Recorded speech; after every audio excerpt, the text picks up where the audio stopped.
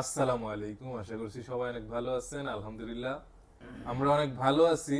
ছোট্ট একটা রুমের ভিতরে দালাল আমাদেরকে আইনা পালিয়ে গেছে। দালালের কোনো খোঁজ খবর আমরা পাইতেছি না আজকে দীর্ঘদিন যাবত।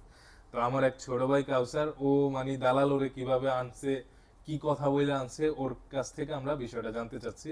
আপনারা দেখতে থাকুন। কাউসার, তোমার কি বলে আনছিল দালাল? দালাল ফার্স্টে বলছিল যে যাইবা বুফেতে কাজ করবা, বার্গার দিয়ে একটা বার্গার আসবো বানাইবা, ব্যাস এতটুকু কাজ, 10 ঘন্টা ডিউটি করবা।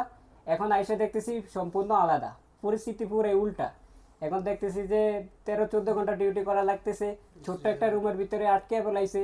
বলছিল এসি করা রুমে থাকবা, আরামসে চলবা, ভালো ভালো খাবার খাইবা, খ্যাপসা খাইবা, উটের কলিজা খাইবা। ওরকম কিছুই দেখতেছি না, বাট এখন দেখতেছি পুরা কষ্ট, জীবনটাই পুরা বেদনার।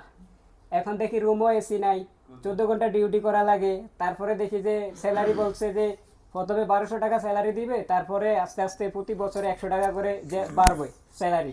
এখন দেখি 4 বছর হয়ে যাইতেছে, এখন 1 টাকাও বাড়তেছে না। ঠিক এটাই আছে। হচ্ছে দালালের কথা। ধন্যবাদ কাউসার। প্রবাসী জীবন। তো আমাদের আরেকজন সিনিয়র আছে, ইউসুফ ভাই। আমরা ইউসুফ ভাইয়ের কাছ থেকে জানতে চাই, ইউসুফ ভাই আপনার এই দালাল কি বইলে আনছিল? হ্যাঁ, এটা মাথায় এদিকে নেই। আসসালামু আলাইকুম রহমতুল্লাহ বারাকাত। দালাল আমার বললে নিয়ে আসছে, আমার বেতন হলো 600 রিয়াল।